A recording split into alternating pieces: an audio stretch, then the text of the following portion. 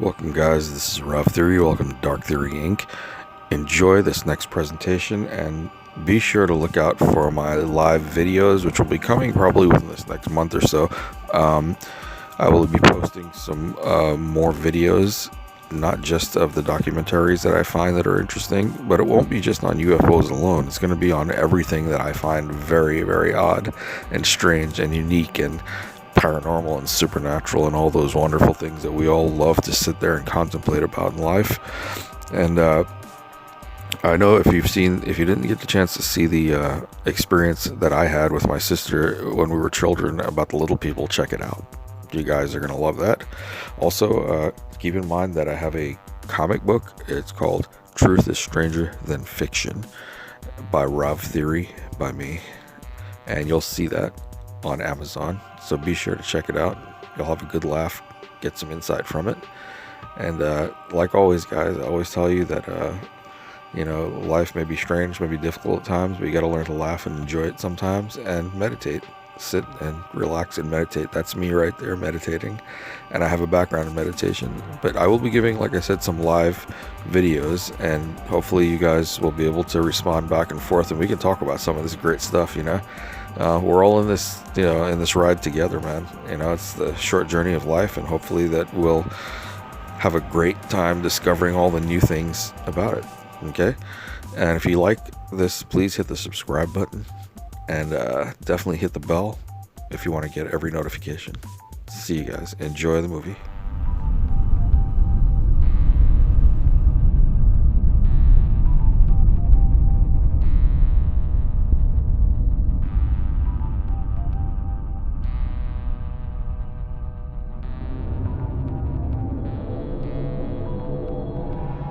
The vast expanse of Nevada's Badlands stretches endlessly to the horizon. Hidden within these mountain strongholds are some of America's deepest and darkest secrets.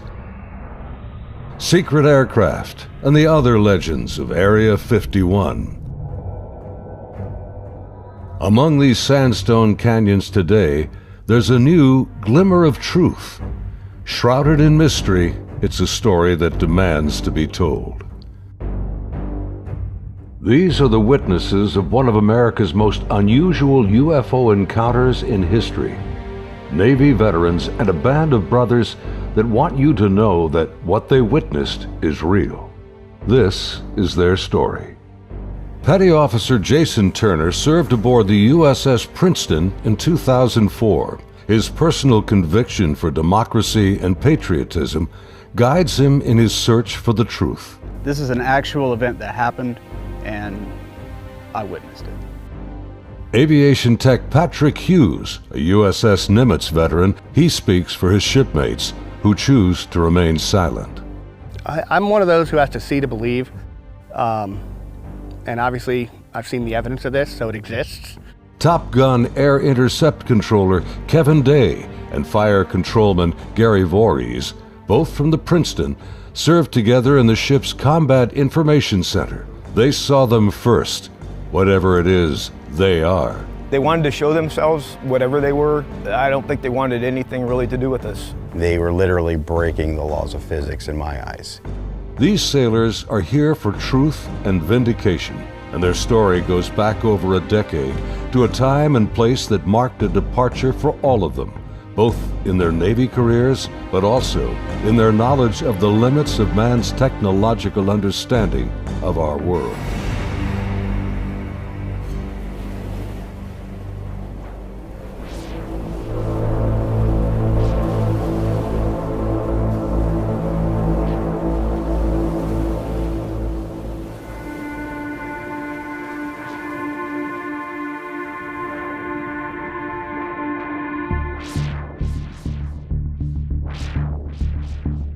Looking out over the ocean toward the horizon, sun, sea, and sky form an endless vista, a never-ending cycle of tide, wind, and waves.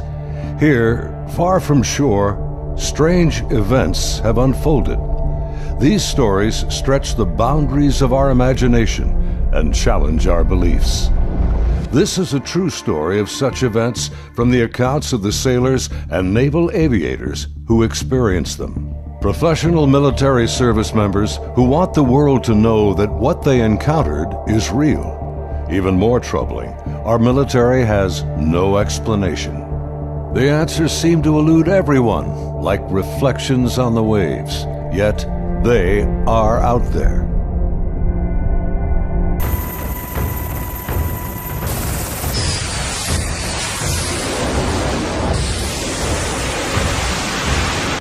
November 10th, 2004. 90 miles southwest of San Diego, California, in the Naval Operations Area, the Nimitz Carrier Strike Group and her complement of warships and the aircraft of Air Wing 11 are conducting a routine 2-week training exercise. Nearby, the guided missile cruiser USS Princeton has been tracking unknown aircraft that appear and disappear from her sophisticated Aegis radar screens. The Spy-1 Bravo radar is one of the most advanced sensors ever deployed.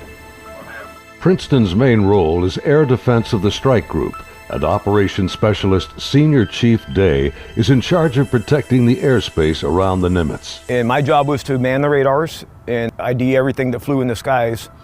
And I also sat a position called Anti-Air Warfare Coordinator, where if we ever had to go to war, I was the guy that was going to launch the missiles and kill shit. In addition to that, I was the Air Intercept Controller. When the Super Hornets take off the carrier, I'm the guy that takes control and takes them to the fight and gets them home safe. And there was a lot of experience in that room. The captain had 28 years, I had 18 years. And the Aegis ship is our newest weapons system afloat. It's got the Spy-1 radar system, phased array radar system, and I was an expert on that. Inside the Combat Information Center, Chief Day's attention is focused on a group of unknown aircraft on the Spy-1 screen. He's trying to identify them. I was on watch, and we were probably 100 miles, I forget how far exactly that day we were, off the coast of San Diego southwest, kind of off the coast of Mexico, Baja. And I started to notice these weird tracks that were popping onto my radar coverage right around San Clemente Island. And the reason why I say they were weird, because they were appearing in groups of 5 to 10 at a time, and they were pretty closely spaced to each other, and they were 28,000 feet going 100 knots tracking south. And in the back of my mind, I'm thinking, you know, that's kind of odd. I mean, I don't know anything that flies like that. They weren't on the comm air routes, the commercial airline routes. I wasn't really that concerned about them. I didn't consider them hostile for any reason at all. Another watch or two, as I'm watching, the same formation appeared again. And over the course of 3-4 days, it probably counted up to that point, groups of 5 to 10 at a time. There were probably 50, 60 tracks by then. Today, Kevin and Gary are still looking for answers. They've known each other for over a decade since their Navy days. Gary was a third-class petty officer and fire controlman back then.